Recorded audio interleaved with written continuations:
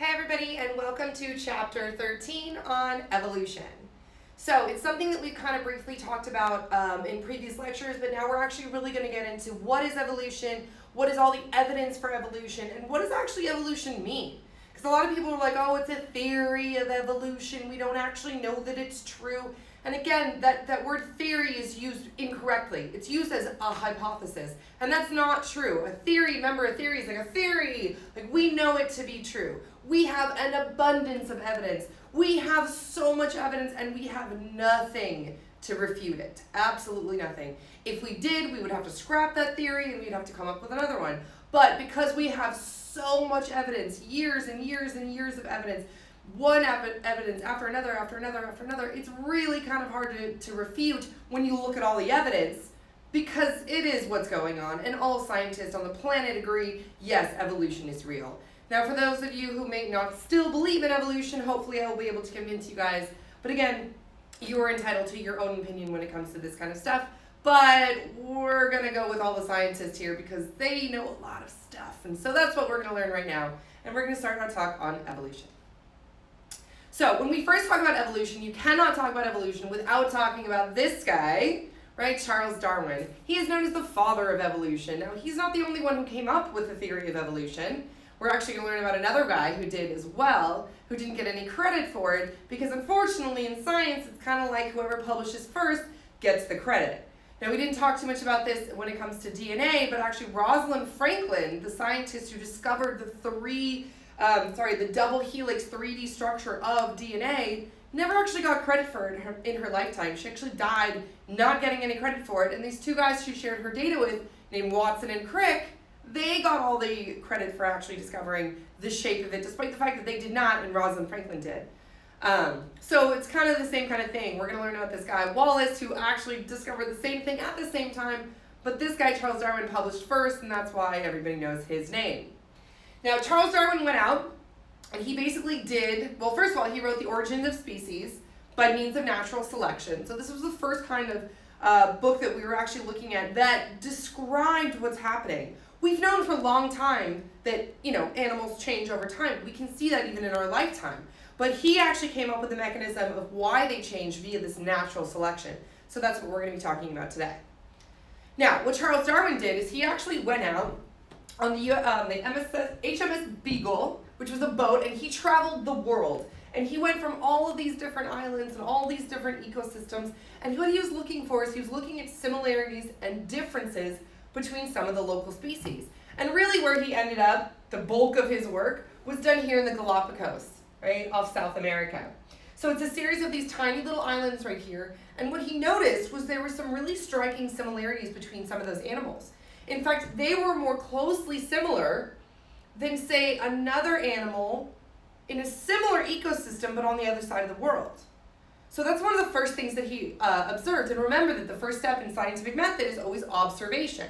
So he went out and he actually looked and he saw this and he had said, hey, there's a bunch of these animals that are way more similar on these islands than, say, on this island versus like the land, right, the actual continent. So when he was looking at different species, he looked at things like iguanas, he looked at birds, he looked at some tortoises. But what he noticed was all of these animals living on these series of islands right next to each other were really, really close, right? They were almost the same species, but they had minor differences. But they were very close together related to each other, and they were very different from, say, iguanas from Australia, or some similar ecosystem, hot, dry, some kind of island, right? But what he noticed is all the organisms living really close to each other on these similar islands were different than organisms living farther away. So what first thing he came up with was that geographic proximity, meaning how close physically you are to someone else, means that you're going to look more like them. You're going to be, and he inferred on this, more closely related. Okay, so all of the iguanas, say, living on the Galapagos Islands were more closely related than iguanas from those islands versus, say, another island or the other side of South America, right? Very, very different. So even though they're all iguanas, morphologically, or literally physically how they look, was very different. So this is one of the first things he started to notice. He also noticed this in lots of other animals like desert tortoises, and finches. So this was another one that he noticed. So even though these two tortoises lived on adjacent islands in the Galapagos, and they were very similar to each other, they still had very slight differences. So these desert tortoises, well, these land tortoises, are going to be, again, share very close features, similarities between the two of them, but are way more different than, say, other tortoises that we find on other islands. But each island still had little differences. So say on the first island, we had this dome shell. So nice round, right, shell right here. This is known as a carapace. Okay? On the other island, they had what's called a saddleback shell. So you kind of see this little saddle right here that you could almost imagine someone like sitting in, right, like that. So despite the fact that they're about the same size and they live about the same amount of years and they're almost identical, the slight differences in their shell started to intrigue him.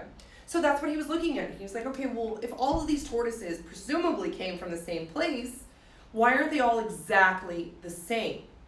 And so that's something that he started to look into. Really, he focused on finches. So if you've ever heard of Darwin's finches, right, this is where he did the bulk of his work because it's actually really obvious when you look at all these finches. Now, finches are all finches. They're all in the same group of finches. So why would we have so many different finches on this little series of islands? We had some with these really large beaks. We had some with these small little plucker beaks, right? We had some that are kind of in the middle. We had some with this more like grasping, like little claw kind of beak. And so he really started to look at all of these differences and why they might be there. And the next thing he started to do was actually look at what they're eating. So he noticed that these big beaked birds with these big, heavy, thick beaks were eating seeds, which kind of makes sense, right? If you have a very small little plucker mouth like this, you're probably not going to be able to crush that big, heavy seed, right? But if you have a big old beak like this, then crushing a seed would be no problem for you. Alternatively, these little plucker mouths are great for finding insects and grabbing little insects, right? Plucking into little trees and bushes or even just plucking, straight out bugs. So these guys were eating insects. We also had some woodpecker finches that are actually literally eating the wood or pecking at the wood to try to get insects inside of that. We had some vegetarian finches which weren't even eating seeds or insects. They were just eating the plants. So all of these different birds that had slightly different morphologies were eating slightly different things. So this is the beginning of what we're looking at, is these differences are arising because of some need. We don't know what it is. He didn't know what it was, but he said there's something must be driving this. And what he figured out was that it's natural selection. Okay, so if all of these birds were competing for the same resource, right, there would be too much competition. Everybody would be competing against everybody else, and you wouldn't get enough food. In fact, a lot of you guys would die, right? Because competition, again, it's a lose-lose for everybody.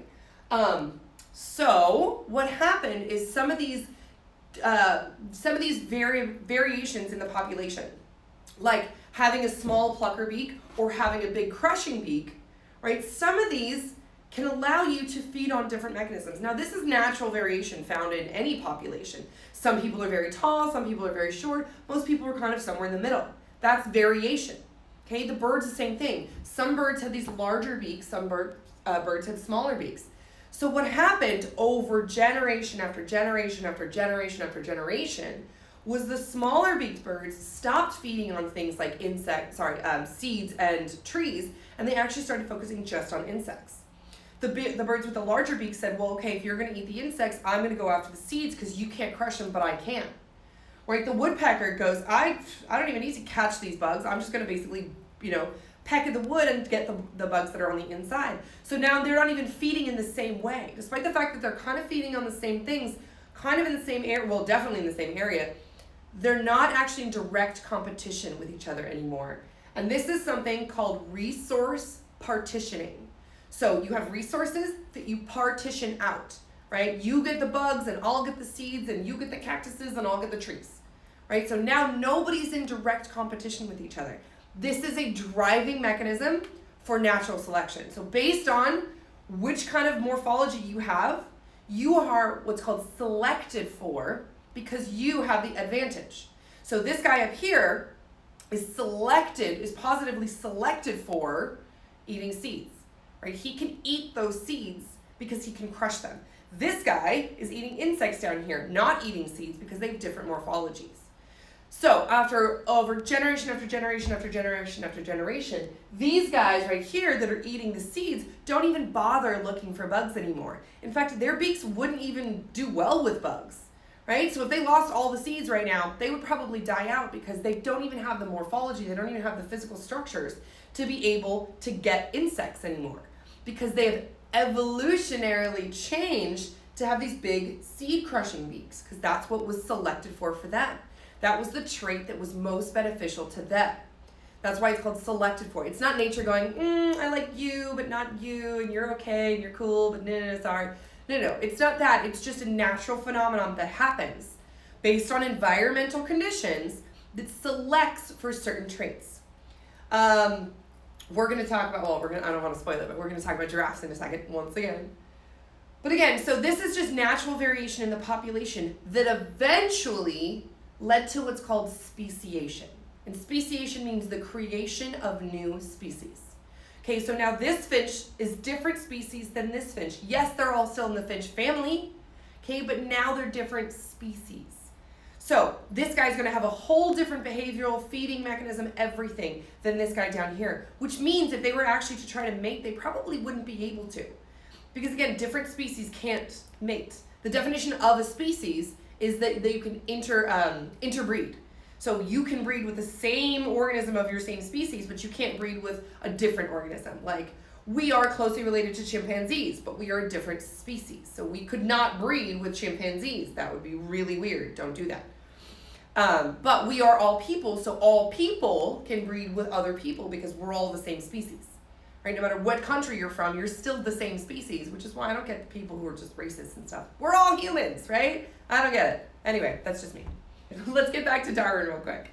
So, what Darwin believed is that there must have been some ancestral finch that lived on this island that eventually, depending on what you ate, over time, over generation after generation after generation, it slowly changed your morphology. Okay, so these guys were naturally eating insects because maybe in this ancestral finch population, they had slightly thinner beaks. So they would go off and eat the insects. These guys had slightly larger, more rotund and robust beaks. So they were eating seeds. Eventually, these guys only bred with these guys so that their beaks became much thicker and much heavier. These guys only bred with these guys so their beaks became longer and skinnier. Right? And eventually, that's when we actually get these different species of finches, or speciation. Generation after generation after generation of the original population kind of diverged out, and now we have these different species, all coming from this one ancestral finch that must have landed on the island millions of years ago. Well, maybe not millions, thousands and thousands of years ago. So it's generation after generation after generation, we have this slow change. That is evolution. That's all. And the whole natural selection thing we're going to talk about. So if it confuses you a little bit, don't worry. We're still going to get there. We have plenty of examples for you guys.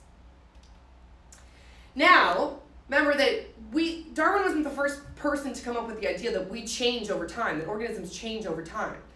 This is JeanBaptiste Lamarck, and he said the same thing. So at the time, Lamarck and Darwin were kind of at ends, and they said, well, yeah, we both know that things change over time. Darwin said it's natural selection. Generation after generation after generation, a small change builds into a larger one that eventually leads to things like speciation. Lamarck had a little bit different idea. So what Lamarck said was that, okay, yeah, we have a short-necked ancestor, right? He was born with a short neck, and that's just how it was. But over his lifetime, he stretched as far as he could, and he stretched his neck up to reach those trees, and eventually his neck got longer in his lifetime. Now we now know that that cannot be true, right? You can't just say like, okay, I'm gonna do yoga every day, and I'm gonna put myself on a rack, and I'm gonna stretch myself out, and now I'm gonna be 7 feet tall. That's not how that works. This is again why people who don't understand evolution don't necessarily believe in it, because they don't understand it. They think this is happening. In fact, I've even gotten the question, okay, well, if evolution is real, then why don't all the monkeys in zoos turn into people? That is not how evolution works. I am not evolving. You are not evolving. I'm so sorry, right? But us as a population, we are evolving, right? One individual cannot evolve, right? But a population can evolve generation after generation after generation. But Lamarckian didn't believe this. Well, he didn't know, because again, this is a long time ago. We didn't necessarily understand what was really happening. So he thought that an individual giraffe could evolve over its lifetime, right? Starting off as short, but if it tried hard enough, if it wanted it enough, if it stretched its neck enough, that eventually it would become this tall neck giraffe. And that's just not true. If that was true, and we did come from chimpanzees, which we did, then we would, again, those monkeys in the zoo would turn into people, but that's not how that works. Evolution doesn't just happen like that. It happens generation after generation after generation over very long periods of time. Now, generation after generation after generation, bacteria reproduce in 15 minutes, 20 minutes, right? So we can actually watch evolution happen in our lifetimes, in a day. We can watch this happen. In fact, I might show you guys a video of that later. Antibacterial or antibiotic resistance in bacteria, something that we kind of need to think about during these crazy times, but it's true, we can actually watch evolution happen. So again, this Lamarckian evolution didn't quite hit the nail on the head with this one. He basically was just trying to come up with his theory on it, which now we know to be incorrect, but at the time was completely plausible because we didn't really actually know. So he said that organisms can change in their lifetime and then pass it along to their offspring. We know that we pass it along to their offspring. If you're tall, you're probably going to have tall kids. But what he's saying is that you can evolve over your lifetime and then pass it on to your kids. And that's just not true, and we figured that out now. So Darwin did get it right. It is via natural selection. Lamarck, he had the basics right. We do change over time, right? We do pass it on to our kids, but just not as quick as Lamarck thought. So he kind of missed the ball on that one. Now, remember how I told you that Darwin wasn't the only one to come up with this natural selection, or evolution via natural selection, right? He did publish on the origin of species first. So this guy down here, Alfred Russel Wallace, unfortunately, not a lot of people know his name because, again, Darwin published first. So he came up with the same theory, he came up with the same mechanism via this natural selection. The only problem is he came up with this first and published first. So nobody really knows this poor Alfred Russel Wallace. Where is he? Over here. Hey, buddy. Right? Which is why we include him in our lecture. Just like everybody else who didn't get credit for their work at the time, right? We need to acknowledge the fact that he totally got this right. He's just, didn't get as famous for it. So what Darwin did come up with is that he did say two things when it comes to the origin of species. One, all the organisms on Earth came from some ancestral species, like that ancestral finch that we saw, right? They all evolved and changed and just kind of diverted out, depending on whether, you're a monkey or a human or an ape or a whatever, right? We all just kind of change coming from some original origin species or some ancestral species.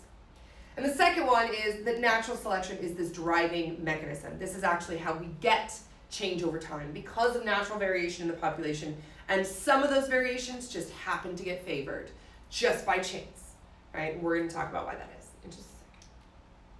So let's talk about some evidence for evolution, because people are always like, I don't know, you think it's a theory. It's not a theory.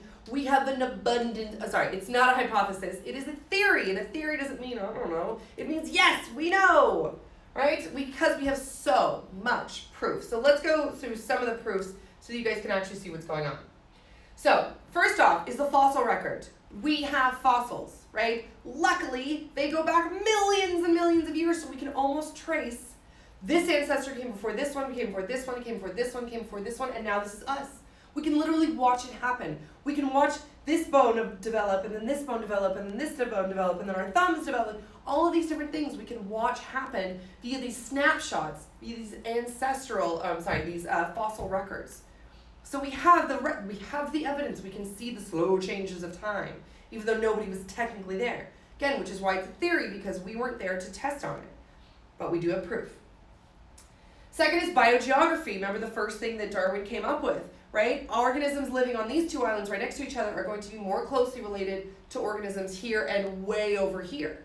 Okay, so these guys are going to have different traits, they're going to have different characteristics, etc. via these traits. So these guys could be very, very similar, but these guys are going to be different. Now, they're all still iguanas, They all still live in the same area, well, the same kind of area, the same ecosystem, right? They still reproduce the same way, they still eat basically the same things, but there are minor differences in the ecosystems, which is going to cause those minor changes to accumulate, and that's when you're going to get those speciations. Now we have very different iguanas over here versus over here. Comparative anatomy, again, we all have certain bones in our hand that every mammal does. Bats do, whales do, every mammal has the same kind of bones in their hands.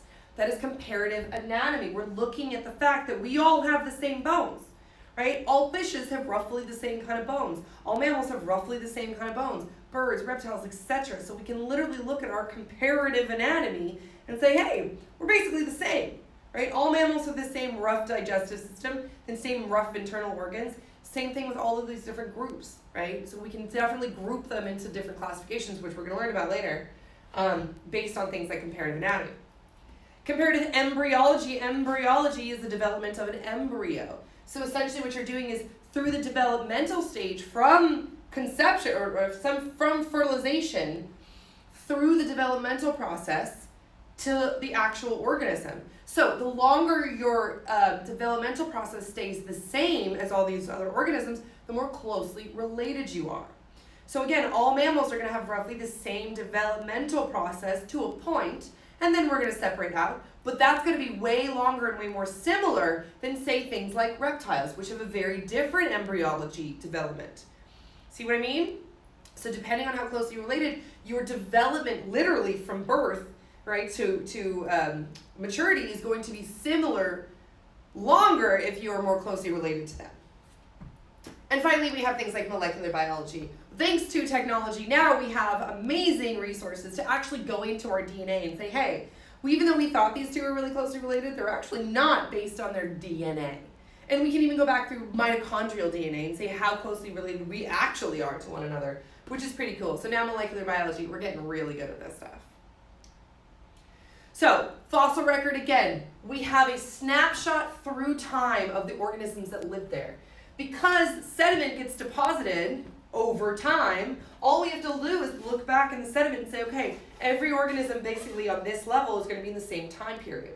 And this is, 1,000 years later, and that's 1,000 years later, and that's 1,000 years later. So we look at these different snapshots over time, and we can see the small development from here to here to here to here, right? So we see these things happening over time based on these fossil records, which is absolutely amazing and fantastic, because we get the historical sequence. Now, because of things like technology, we can actually go back and sequence DNA from fossils.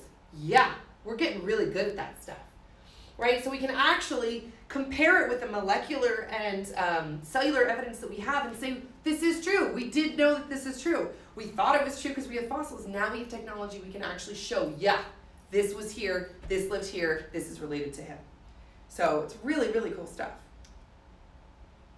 Now we have some examples of fossil records right here. So this is basically a fossil that is formed around a tree. So you can see this fossilized tree right here and some of the soil and sediment in that. We have fossilized footprints. So this was some muddy swamp back in the day and some big old dinosaur went walking through it. And now we actually have preserved a specimen of their feet and the size that they could have possibly been. We have straight up bone records, so we literally can just dig up the actual bones that we have, so fossilized dinosaur bones, mammoth tusks, all sorts of this kind of stuff that we can still to this day physically go out and just find. Now I have to bring up this story just because I found it so mind-blowingly ridiculous.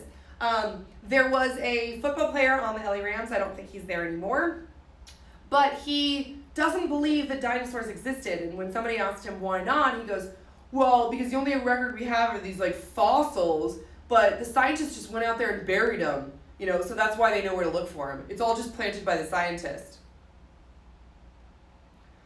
Again, I don't know what you people think scientists are doing. We don't go out there to fake data. The whole job of a scientist is to be completely neutral and just say, this is what we found. I'm not going to interpret it. This is what we found. These are the facts. That's it. Why would we go out there and bury dinosaur bones just so we could... Makes no sense. Anyway, not true. They're real. Huh?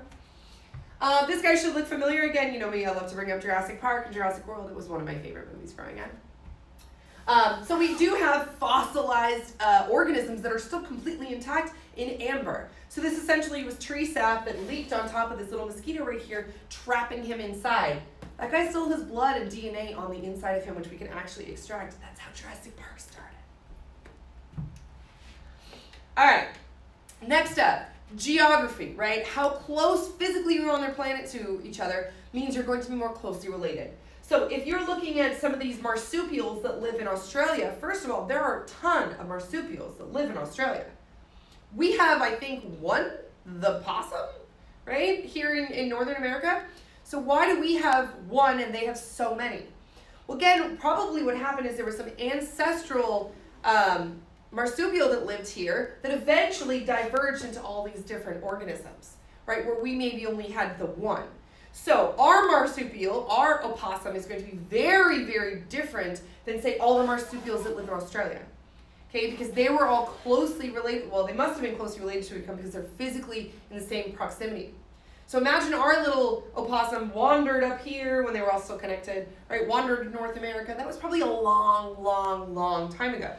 So then anything that's going to be farther away is going to be what's called diverged a long time ago. Became different a long time ago, and therefore, when they, when you actually compare the two end results, are probably very, very different.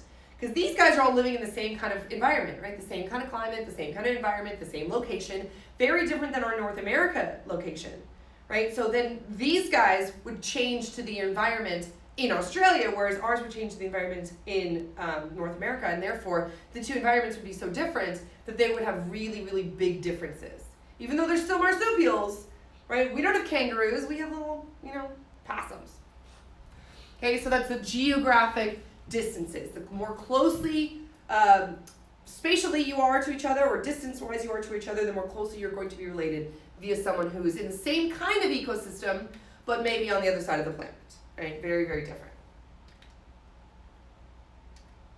Now, comparative anatomy, we already talked about this. We have our human hand right here. You can see the bones that we have here in our human hand. The same bones that are in a cat, because it is a mammal. The same bones that are in a whale, because it's a mammal. And the same bones that are in a bat, because it's a mammal. Right? So even though we all use our limbs very, very differently, we have hands, they have paws, they have fins, and they have wings. Right? We use them all very, very differently. We still have the same bone structure. So this is what I was talking about, where you can actually go in and you can look at the physical bones, you can look at the physical structure and say, okay, well, we must be closely related because we have the same bone structure. We do not have the same bone structure as fish, not even close, right? Definitely not the same as birds, not even close. Bird wings and bat wings are very different. Yes, they're both wings. Yes, they're both used to fly, but they're structurally very, very different because birds and bats are not closely related. Right? Bats are mammals, birds are birds. Okay, so yes, they use the same environment, they live in the same type of environment, they feed in the same type of way. This is actually known as convergent evolution. So I keep talking about divergent, right? I think they're becoming different. Convergent is they are different, but because they live in the same type of environment, they're going to have similar structures. Same thing with whales and fishes, right? They both swim in the ocean. They both live in the ocean. They both have to make their way through that water, which is why they have convergently been very, very different, but now have similar structures because they live in the same type of environment. So again, this is comparative anatomy. If you are coming from the same ancestor, so say we all came from the same initial mammal, the first mammal, we all diverged from that first mammal. This is known as a homology, okay? Homology, homo meaning the same. We all have the same bones, because we came from the same ancestor. Okay, it's going to be different if you're that convergent, right? Two different ancestors, and now you're coming and having the same kind of structure. That's totally different. That's not a homology, right? A homology means you came from the same ancestor. We all came from the ancestral mammal, whatever that was, which we don't know what it was, but we're all mammals. We all have the same kind of structure, so we must have come from the same kind of organism, which is why we have the same hand structure, which is a homology. Now, moving to, again, this is convergent evolution. I kind of just talked about this, right? Divergent meaning you're coming different. Convergent meaning you're coming together. You're kind of being the same. Again, bat wings and insect wings or bird wings all vary the same. They live in the same type of environment. they use it the same type of way, they feed on the same type of organism. So again, they need to fly, they need to catch their food, etc. So again, we came from two different ancestors, but because we need to live in the same type of environment, in the same kind of way, we have evolutionary convergently come together, and now we have similar structures. We're not related, we're never related. Our common ancestor was like way back in the day, like the first organism who crawled out of the ocean kind of thing. But now, because we live in the same type of environments, we are similar, even though we're not closely related. That is convergent, coming together from different origin structures. All right, comparative embryology. Again, we're comparing the stages of development. If the stages of development stay the same for longer periods of time, you are more closely related. So when we're all developing, we all have things like gill pouches. Did you know that you had gills? What? Yeah. How do you think you survived in your mom's amniotic fluid, right? You're not breathing with your lungs, right? You're literally breathing through these little developmental gills. Now, we lose our gills pretty early on, right? Some organisms never lose their gills, right? Sharks have gills, fish have gills, they keep them, right? So what we're essentially looking at is we look at these developmental characteristics over time and when we lose them, right? We all have tail, right? We still kind of have a tail, right? It's our little coccyx, it's our little tailbone. Greatly reduced, but some mammals have kept their tailbones, right? Kept their tails, like dogs, cats. So again, the sooner you lose them, the longer you keep them, the more closely related you are. If you diverge out sooner, then you're more distantly related or less related. Okay, so again, the longer you stay in the same developmental processes as whoever you're comparing yourself to, then the more closely you are related to. The quicker you guys diverge out, the more differently you guys are related. And again, that's just embryology, that's just simple development. Now, luckily, thanks to DNA and big fancy techniques that we have, we can actually just sequence our DNA and determine how closely we are related. So, we have a chimpanzee, right? We're going to test two different chimpanzees. They're both chimpanzees of the same species. We test their DNA. They have 100% of the same DNA. Well, that makes sense, right? They're both chimpanzees. They're both that species of monkey. Now, if we test human DNA against chimpanzee DNA, what we find is we are about 98%, over 98% related to chimpanzees. What? Yes. Via all of our DNA and everything that makes us us, there is really only about a 2% difference between us and chimpanzees, which is kind of crazy, right? Obviously, it's a big difference because we're walking around wearing clothes and driving cars where monkeys are using tools, but again, they're still using tools. That car is a tool. That stick is a tool, right? So we're still very closely related to them. If you look at gorillas and chimpanzees, it's about 97%. Orangutans, gibbons, old world monkeys, they're all getting slightly less related, which means, again, we have the same DNA, which means we must be closely related. Right? Chimpanzees and old world monkeys only have about 92% DNA, which means we are more closely related to chimpanzees than chimpanzees are related to old world monkeys. Even though you look at them and you're like, oh, they must be more closely related, it's not all about looks, right? It's about the DNA, it's about the genetics. So we are more closely related to chimpanzees than any other organism on the planet. But no, those monkeys in the zoos are not going to turn into people. All right, so let's look at some of the causes of evolution. Now we know what evolution is, but what is actually causing this evolution to occur? Well, first off is mutations, straight up mutations, like the genetic mutations that we learned about. Remember how I told you not all mutations are bad. Of course, you're not going to turn into Wolverine, right? So that's not that mutation going to happen.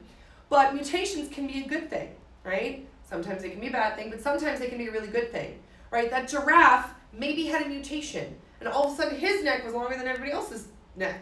But it allowed him to get more food, and therefore him to eventually have more babies, and that population shifted from the short-necked giraffes who couldn't get enough food to the long-necked giraffes who could get plenty of food because they had the longer neck. They could reach the trees where nobody else could reach. Genetic drift, we're going to talk about that. That's basically a shift in the genes. Can be a good thing, can be a bad thing. Most of the time it's a bad thing. Right, the bottleneck effect we're going to talk about. The founder's effect we're going to talk about. Gene flow is a good thing, whereas genetic drift is not necessarily a good thing. Gene flow is a good thing. Gene flow means that genes are coming into the population, genes are leaving the population, new genes are coming into the population, new genes are leaving the population. You basically just have a flow of genes, so you're constantly getting these new genes in. That's a good thing. And finally, our good old friend natural selection, which we're going to get into in great detail. So let's talk mutations. Guess who we've got again? Our good friend sickle cell. So in this case, it's not necessarily a good mutation because you're getting sickle cell, right? You had a single nucleotide that changed to a different nucleotide. That substitution changed your amino acid sequence, right? Changed the glutamine to valine, and now we have sickle cell. But it's kind of beneficial because you're resistant to malaria, right? Which is why we actually see this in the population, because they're not dying of malaria. Yes, they're giving their kids sickle cell, but they're not dying of malaria, where if you don't have sickle cell, you are dying of malaria. You're not going to be able to have lots of babies. Your babies aren't going to survive. But these guys are not dying of malaria, and therefore they can have the babies, and therefore their babies are also going to be resistant to malaria. So we actually see an increase in the population of malaria-resistant individuals with sickle cell because, again, this trait just happened to be selected for, right? Yes, it's not great that you have sickle cell, but you live in an area ripe with malaria, which means if you do have sickle cell, you kind of are lucky because you're not going to get malaria, which means in nature, that trait of having sickle cell is being selected for. You are able to have more babies, right? You are able to pass your genes on to the next and to the next and to the next, and then your kids don't have malaria because, they have sickle cell. Okay, so again, genetic mutation is the original source for genetic variation. Remember, tall people, medium people, short people, that's variation, right? Variation in the population. You don't want everyone being the same height, right? That nobody can reach the top shelf or something. I don't know. So, again, this is totally random. How did this happen? Absolute random chance. Just happened to be some random mutation that switched that T to an A, and now you have sickle cell. Okay, so random mutations, not all a bad thing, the original source for genetic variation. So mutations, a good thing. Yeah, okay, maybe some organisms are going to die because they got a bad mutation, but some organisms, like sickle cells, right, these guys are going to live and they're going to survive. Genetic drift. All right, so genetic drift is, again, it's a shifting in the population's genetics. So say we have a nice healthy garden, right, and we have some red plants, some red flowers and some white flowers, right? Red is going to be dominant to white. This is something we've already seen, so capital R, these are the dominant ones.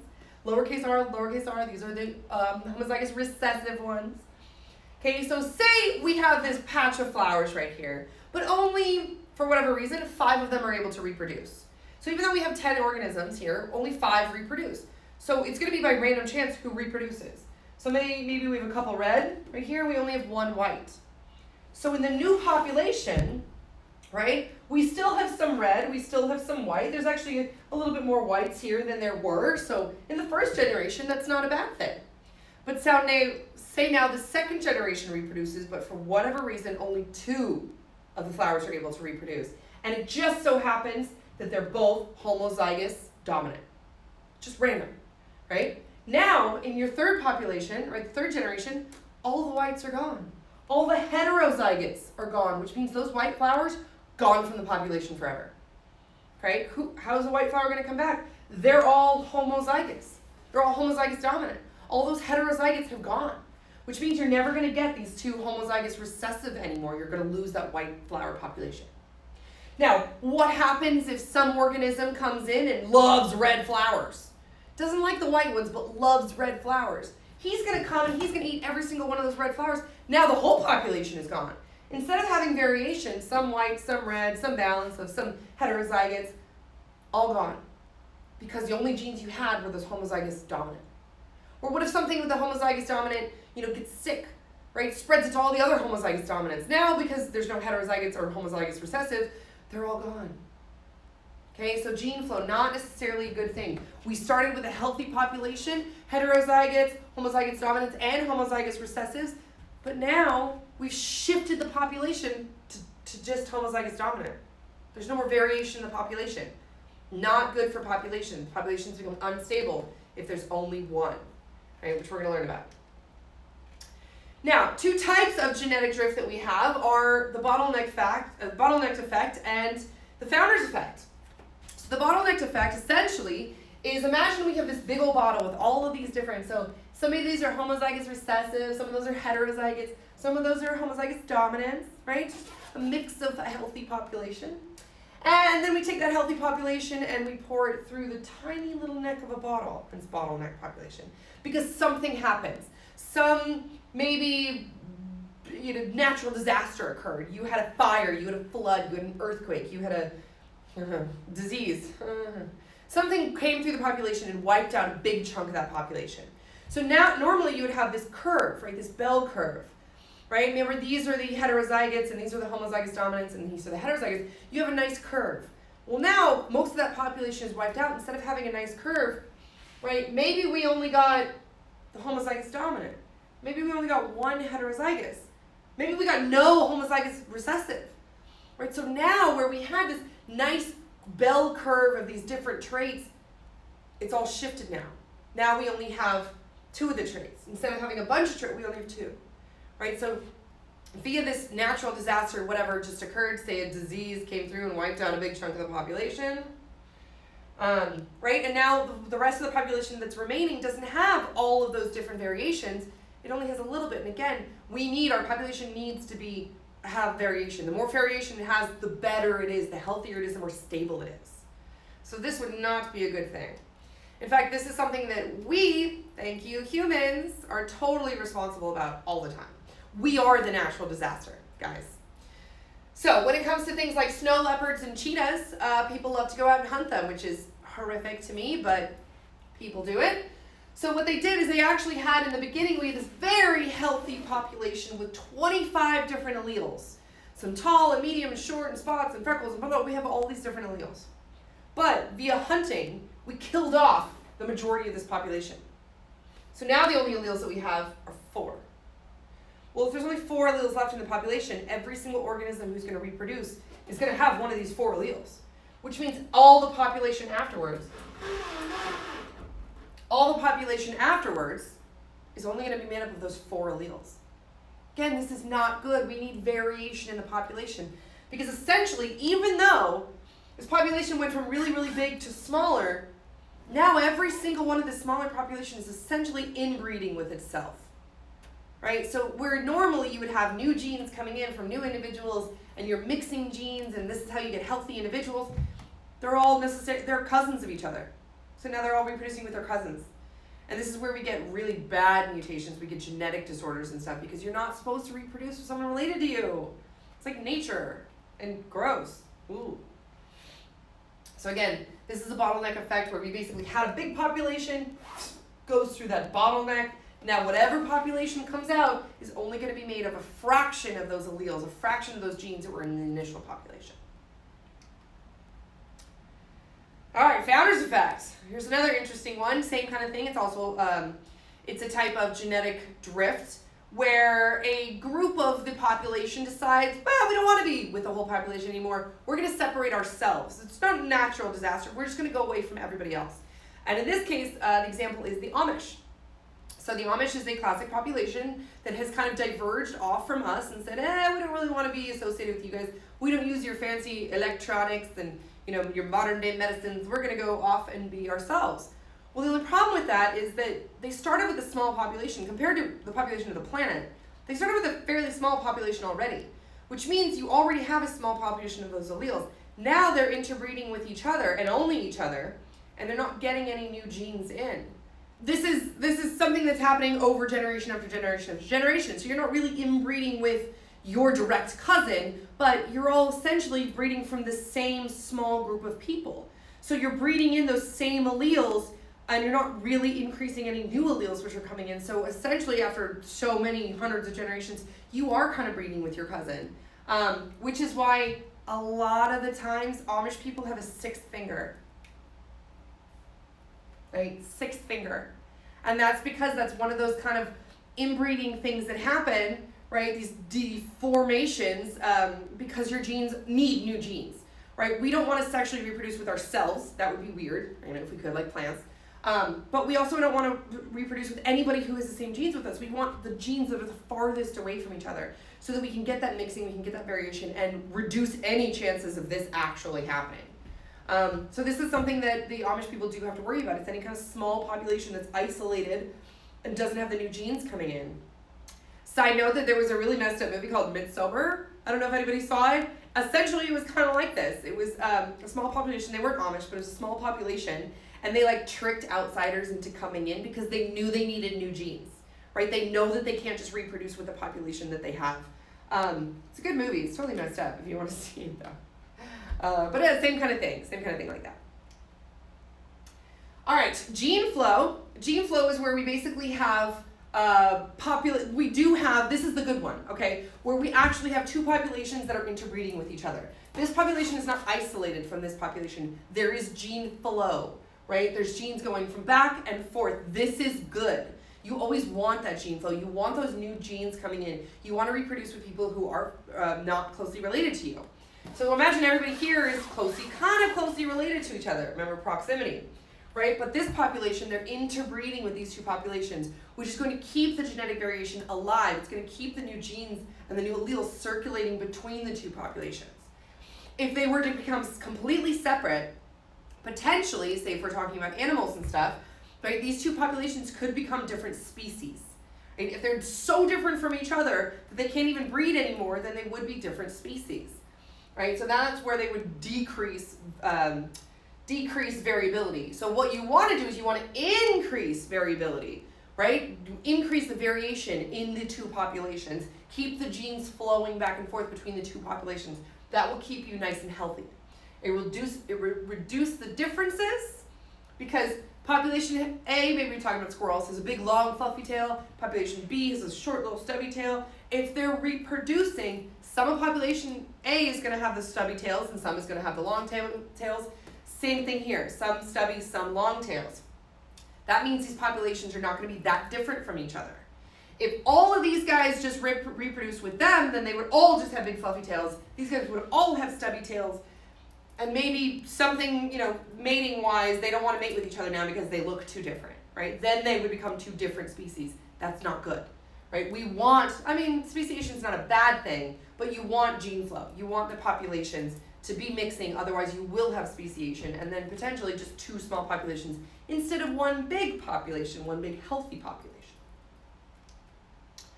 Okay, so natural selection, our good old friend here, right? This little fluffy bunny was not always white. So remember that these Arctic hares and stuff like that, they moved up into the Arctic slowly. They slowly started establishing themselves farther and farther north. Well, the bunnies that were the lightest in color were able to blend into the snow really well. The bunnies who were darker in color kind of stuck out. So those ones got picked off by predators pretty easy because they couldn't hide. These guys were actually able to hide and therefore not get eaten off and then not become food. So they had lots of little bunny babies, and those little bunny babies were also light in color. They mated with other light colored bunnies and so forth and so on and so forth and so on. All the dark bunnies were not selected for, but the light bunnies were selected for. And again, remember, it's not saying I like you, I don't like you. Nature's going, you're cool, you're not. It's just natural. They live in a white environment. Now, if climate change happens and all the snow melted, these guys would not do so well, right? So they would no longer be selected for. So again, it's at the time. Your trait is being selected for at the time because it gives you some kind of advantage. This bunny at this time blends into the snow, which gives him the advantage to avoid predators, and therefore he can go find more food, he can have more babies, and then he'll have a little litter of white bunnies who will also blend into the snow. This was also true of butterflies in the 1900s. So before the Industrial Revolution happened, there were dark butterflies, I think they were moths, dark moths and white moths. And they lived on these peppered trees, so they were white with little black spots on them. So both moths did pretty well. Well, then the Industrial Revolution happened, and all of a sudden we're pumping out coal like nobody's business. Well, that soot and that stuff coming out of these factories landed on the trees, turned those speckly white and black trees all black. Now the black moths were able to completely blend in, but the white moths stuck out like sore thumbs. So when it was in the beginning, they were both being selected for, because it was a black and white tree. Now it's a black tree, so now all the black moths are doing good, but the white moths stick out. When we started to clean things up in the 50s and 60s, and we said, hey, we gotta stop this pollution nonsense, right? Then those trees started to come back. So then the white moths became favored again. So again, it's only, your trait is being favored at that time. Your trait won't always necessarily be favored, you don't know. It's based on that time and that trait in those conditions right there. So that's what that natural selection is. This bunny is being selected for naturally, right? Because it just happens to match the background. If the background changed, he would no longer be selected for, right? His color would no longer be selected for. Maybe it would be the darker bunnies who would come back. Okay, so that's how it basically works. It works on the physical trait, not the genes, the physical trait. You just happen to be a giraffe with a long neck that happened to be able to get those leaves that nobody else could reach, right? Then it gave you an advantage, right? You were able to get all the food. Because you were able to get all the food, you could have babies. Your babies, that trait, that tall neck trait, was heritable. That's another important thing. Has to be heritable and passed on. That's kind of the thing like if you're a bodybuilder and you get real buff, right? You have a kid, that kid's not going to come out buff. That's not a heritable trait, right? But if you are very, very tall, your kid will probably come out tall because that is a heritable trait. Okay, so better adapted individuals are going to survive better because he can blend in, right? It acts on his phenotype. It just happened that he had white hair. And the mechanism, again, is always adaptative, right? It's always going to change depending on your adaptation. May be beneficial now, might not be beneficial in the future. Okay. And again, it has to be heritable, meaning you can pass it on to your kids. It has to be beneficial to you, it gives you some advantage. You were able to reach these trees when nobody else could. And yeah, it's just your phenotype. So let's look at evolution of pesticide resistance. So say in our population, this is why you want variation in your population. Say in our population right here, we have some variation, right? Most of the organisms are going to be just the normal gene, but some of them are going to have this little pesticide resistant, right? Variation. This is a variation. So the farmer comes along, he sprays his whole crops. All of these guys die, except the little red one. The little red one had the resistance. He has a trait. Right? It gives him that success rate, right? He's more successful now than everybody else because he didn't die. Now he can go off and have a bunch of babies, and his babies are all going to be resistant. Okay? That right there is evolution via natural selection. The population shifted over time, over generations, because the variation in the population gave this guy the advantage. Right? Which is why you want variation. Imagine we didn't have any variation. You spray that pesticide, every single one of them is dead. Boom. Problem solved for the farmer, problem not solved for the cockroach. This is why we need variation in the population. It's very, very important. This lone survivor was able to have babies, right? His babies also have that trait. The trait was heritable. It gave him a higher success than everybody else. And again, it was passed on to his kids. All right, so the individuals have to differ in the phenotype, meaning they're physically different. The white bunny versus the dark bunny. The white moth versus the black moth. The pesticide-resistant cockroach versus the non-pesticide-resistant cockroach. The survivorship and reproduction has to directly depend on that phenotype, right? Those white bunnies were able to hide and survive. Then they survived and had a bunch of babies. Okay, that cockroach survived and then had a bunch of babies. Those black moths survived and then had a bunch of babies. Okay, and then finally, the trait has to be heritable. It has to be able to be passed on to a kid. Now there are two types of selection, not all of them natural. Okay, one of the types is called artificial selection. Now artificial selection is something that we've been doing for a really long time. Essentially, it's like when I talked about last week with the corn, right? We want corn to be as big as possible, right? So we don't want to keep planting the little corn plant that comes up with little tiny baby cobs, right? We want to plant the corn that has the big cobs. Okay, that already is artificial selection. We are artificially choosing who gets planted. We say, yeah, you get planted and you don't. That is artificial. Okay, and another way that we can do this is what's called selective breeding. I have two corn plants that both produce big cobs. I'm going to breed them together because I can. I selected them for breeding. Now, when they have that offspring plant, the corn cob should be even bigger, right? This is also something we do with dogs. All dogs on the planet came from wolves. And you're like, okay, my little chihuahua at home that can fit in the palm of my hand did not come from a wolf. In fact, it actually did. All dogs on the planet are the same species. There are different breeds, but they're all the same species. This is why you can get like a Pomeranian and a Husky to make a Pomsky. Obviously, that's happening in the lab. The mechanics just aren't going to work for that one. But again, that's how we can do it. We can build these different specified dog breeds however we want them because they're all the same species. And that right there is selective breeding. We take our original ancestor, we pick and choose the traits that we want, then we breed those traits together, and we get all of these different dog breeds. Okay, because we chose them. We artificially selected them for selective breeding and said, hey, we're going to choose who breeds. You don't get to choose, I choose. Okay, so that's artificial selection, that's selective breeding. I choose who gets to mate. I chose those two corn plants to build an even taller corn plant. I choose these two dogs because I want a smaller dog. Or a bigger dog. Or a fluffy dog. Artificial selection, again, is something that farmers have been doing for thousands of years. Right? Thousands of years, they know, don't bother with the corn plant that produces small little cobs. Go for the big corn.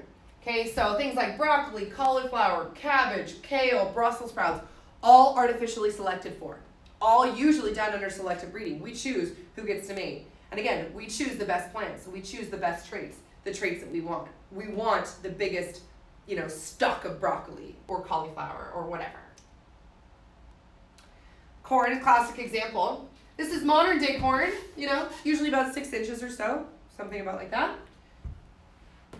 Regular corn, natural corn from 2,000 years ago. Less than 2 inches.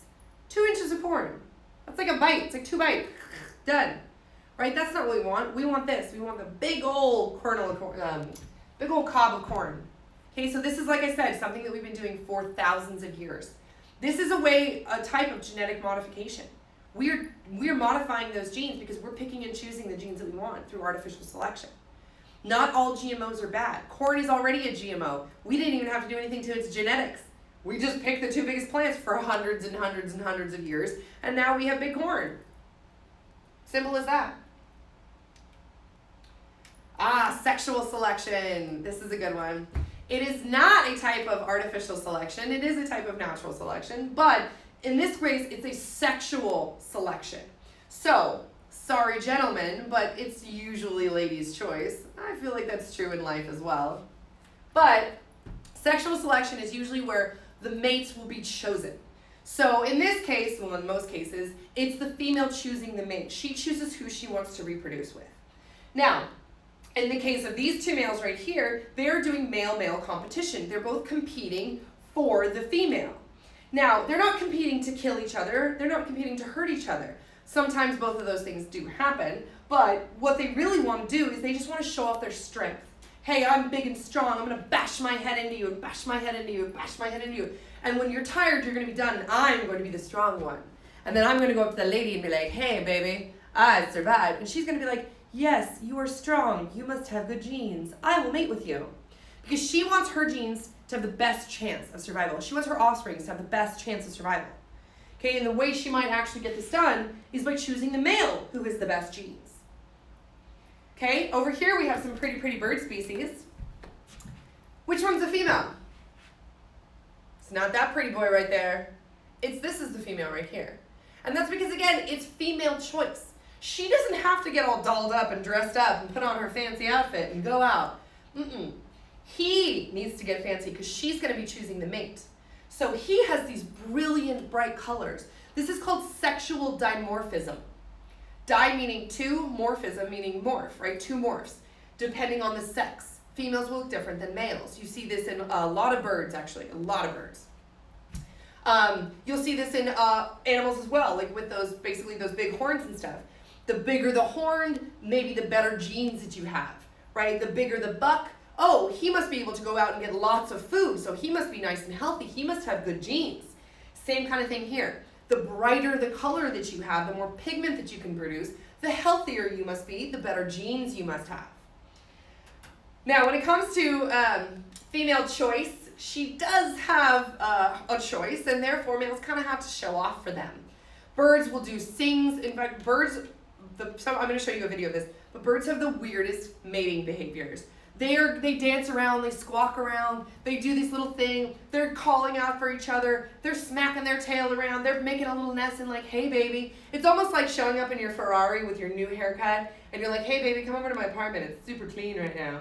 You're doing whatever you can to show off for the female, to let her know that you have good genes, right, that she might want to reproduce with.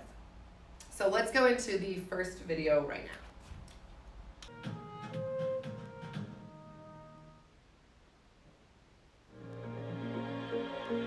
Contender called the superb bird of paradise is a magician with a special trick. First, he advertises his show by calling to attract a female. And then, with the audience in place, he begins to work his magic.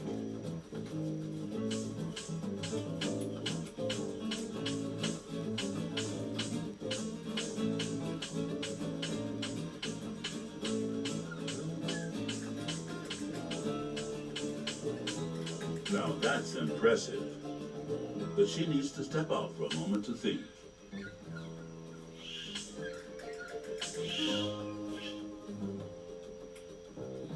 Oh boy, well, not today.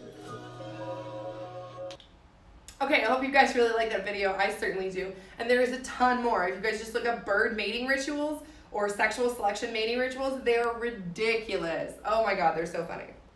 All right. Okay, so let's talk about some of these outcomes of natural selection. Remember, we talked about how you want a bell curve, right? You want this variation in the population. In this case, we're talking about mice. Okay, so let's look at the original population. We have some white mice and we have some dark mice, but we have a lot of gray mice here kind of in between. Now, say something happened and now the white mice are no longer selected for and only the dark mice are selected for. This is known as directional selection. Meaning these guys are no longer selected for, but these guys are, so the population will shift from the original population. Now, in a direction, it either shifts one way or the other, okay, in directional selection, and now we're only selecting for the darker mice. This could go the exact opposite, and we can only select for the lighter mice, but in this case, our example is for the darker mice. So we shift over and just have this darker mouse population right here.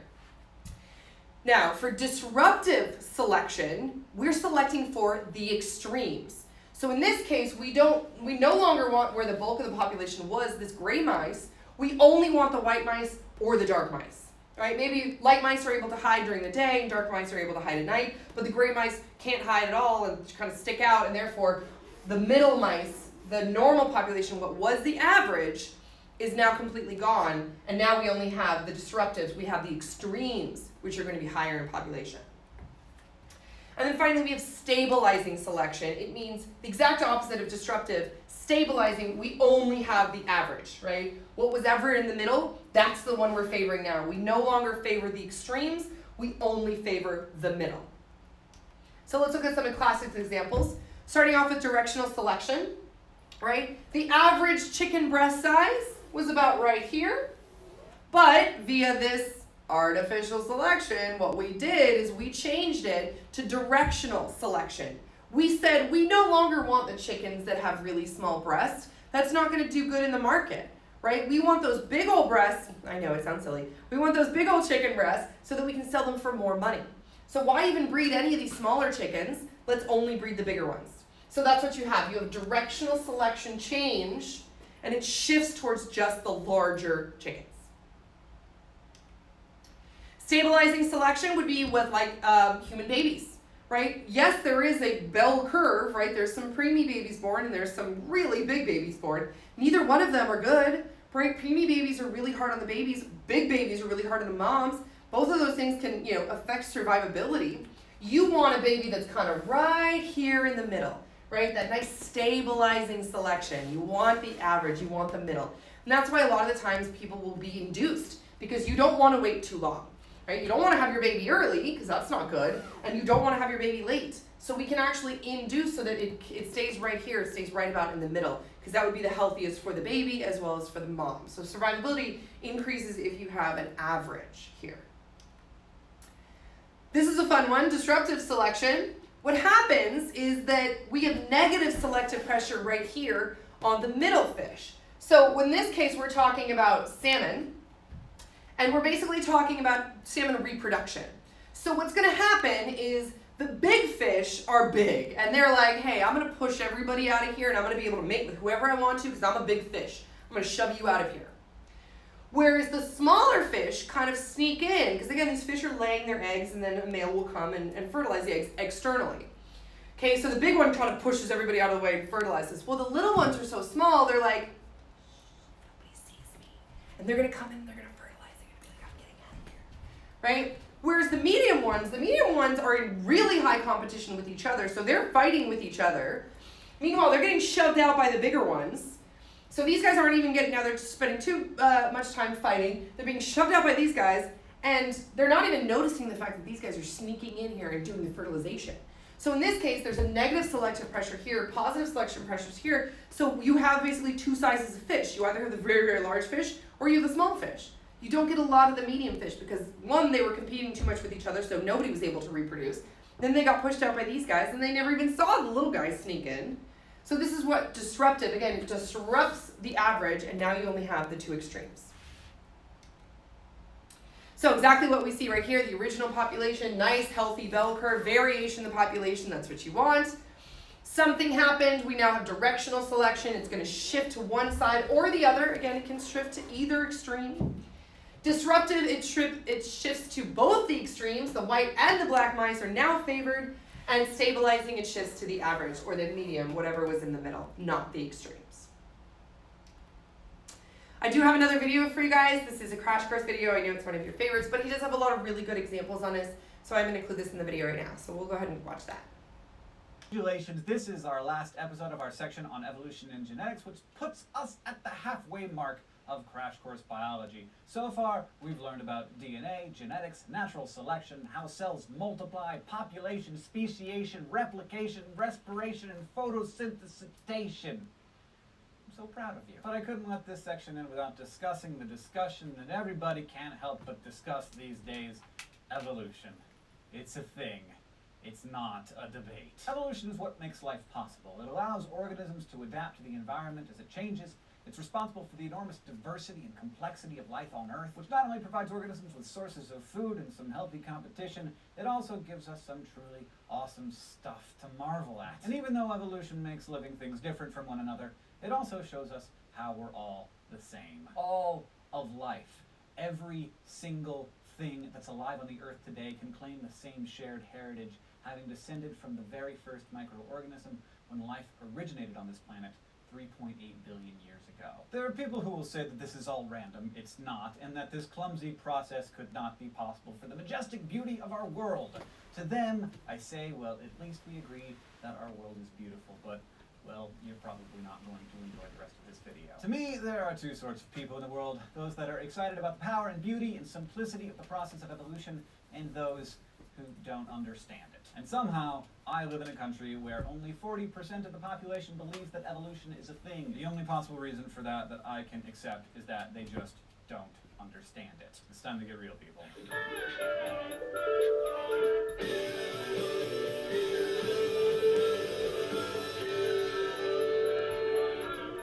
First, let's understand what we mean when we talk about the theory of evolution. Evolution is just the idea that gene distribution changes over time, which is an indisputable fact which we observe all the time in the natural world. But the theory of evolution is a large set of ideas that integrates and explains a huge mass of observations from different disciplines, including embryology, paleontology, botany, biochemistry, anatomy, and geophysics. In everyday language, the word theory means hunch or even hypothesis, but in science, a theory is an idea that explains several phenomena at once. Thus, the theory of evolution is a bunch of ideas that explain many things that we as humans have observed for thousands of years. It's the theory that meticulously and precisely explains the facts, and the facts are indisputable. So let's spend some time going through the facts and how evolution explains them all so well. First, fossils. The fossil record shows that organisms that lived long ago were different from those that we see today. Sounds obvious,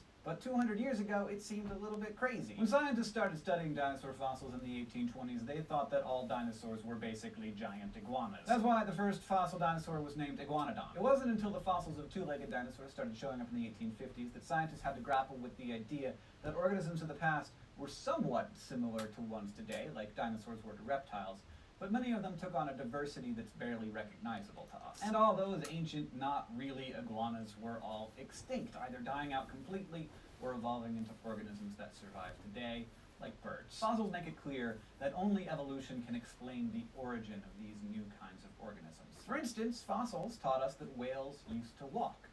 Whales are cetaceans, a group of mammals that includes porpoises, dolphins, and biologists long suspected that whales descended from land mammals. Partly because some modern whales still have the vestigial remnants of a pelvis and hind limb bones. But it wasn't until recently, the 1990s and 2000s, that the pieces really came together. First, paleontologists discovered fossils of Dorodons, cetaceans that had different skulls from modern whales but still had the same vestigial leg bones. Then they found even older fossil remains from another cetacean that actually had hind legs and a pelvis. But the pelvis wasn't fused to the backbone like ours is, so it did swim like a whale.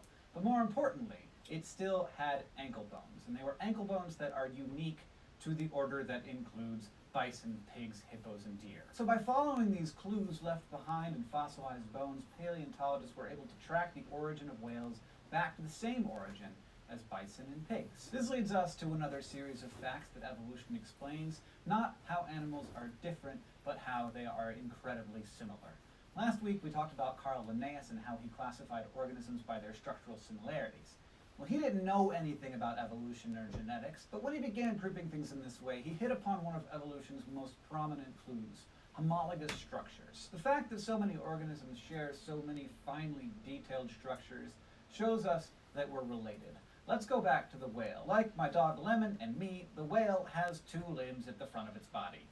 Its front flippers. And so does this bat, its wings. Inside our limbs, we all have the very same structure. One longish bone on top, connected by two thin bones at the joint, followed by a cluster of small bones called the carpals, and then our fingers, or digits. We each use our forelimbs for totally different purposes. The bat flies, the whale swims, Lemon walks, and I, jazz hands. Building limbs like this isn't the most efficient way to swim or fly or walk.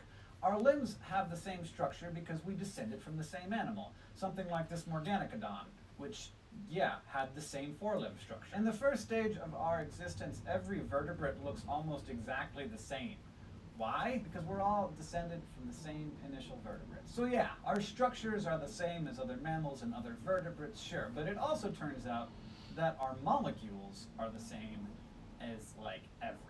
In fact, if we were ever to find life on Mars or something, the surefire way of knowing whether it's really extraterrestrial is to check and see if it has RNA in it. All living things on our planet use DNA and or RNA to encode the information that makes them what they are. The fact that we all use the same molecule itself suggests that we are all related, even if very distantly. But what's more, by sequencing the DNA of any given creature, we can see precisely how alike we are. The more closely related species are, the more of the same DNA sequences they have, so the human genome is 98.6% identical to that of a chimpanzee, our closest evolutionary relative and fellow primate, but it's also 85% the same as a mouse. And I wonder how you're going to feel about this. About half of our genes are the same as in fruit flies, which are animals, at least. So just as your DNA proves that you descended from your parents, your DNA also shows that you descended from other organisms, and ultimately from that one prokaryotic microorganism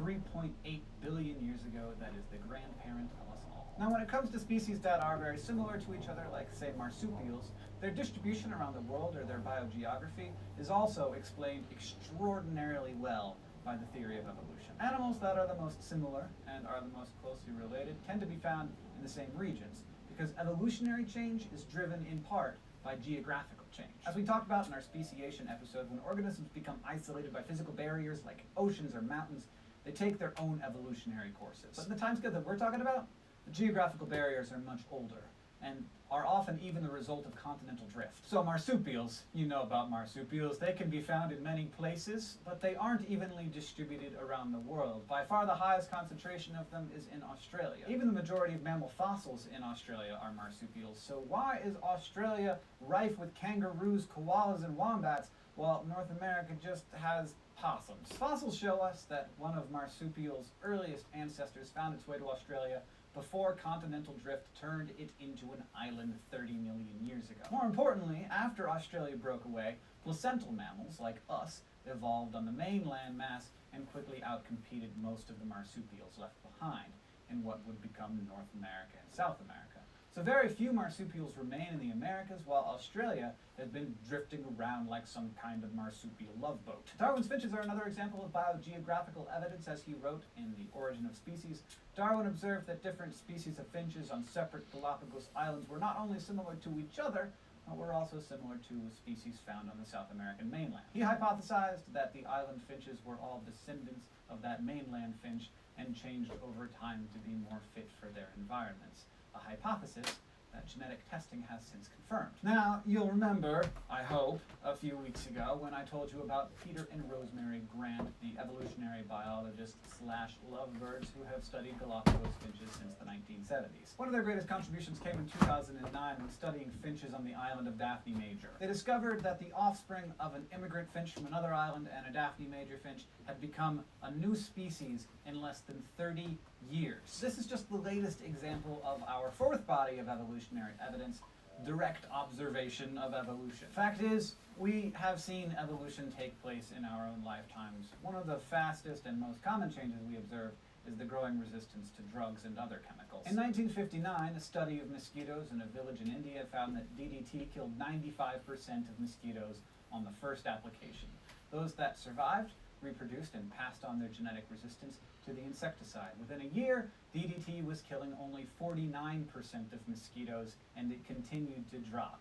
The genetic makeup of the mosquito population changed because of the selective pressures caused by the use of DDT. But it's not just tiny changes in tiny animals. We've also observed larger animals undergoing some pretty striking changes. In 1971, for instance, biologists transplanted 10 Italian wall lizards from one island off the coast of Croatia to another. 30 years later, the immigrant lizards' descendants have undergone some amazing fundamental changes. Like, even though the original lizards were mainly insect eaters, their digestive systems had changed to help exploit the island's most abundant food source, plants. They actually developed muscles between their large and small intestine that effectively created fermenting chambers, which allowed them to digest the vegetation. Plus, their heads became wider and longer to allow them to better bite and chew the grasses and leaves. These are all great examples of microevolution, allele frequency changes that happen rather quickly and in small populations. Macroevolution is just that microevolution on a much longer time scale. The sort of thing that turns hippos into whales is a lot harder to observe for a species that 200 years ago thought that dinosaurs were big iguanas. A part of the power of the human mind is being able to see far beyond itself and the time scales that our own individual lives are limited to. And I, for one, am pretty proud of that. Let's all at least agree that the Earth is a beautiful and wonderful place, and life is worth studying and knowing more about, and that's what biology is. If you want to go back and watch parts of this video again, please click on the annotations in the little table of contents over there. If you have questions for us, please leave them on Facebook or Twitter or in the YouTube comments below. Thanks to everybody who helped put this together, and we'll see you next time. Okay guys, so I hope that video totally helped you. Again, anytime you ever want to rewatch any of those videos, also there's a ton of resources online if you want to help with evolution, with more examples of evolution, etc. Otherwise, I will leave you with this. And hopefully, if you guys have any questions, remember we will still be doing our live stream every single week. Make sure you show up to that because attendance is mandatory and is counted for points. So make sure you guys show up with your questions. And I hope you have a wonderful rest of your day, and I will talk to you guys soon. Okay.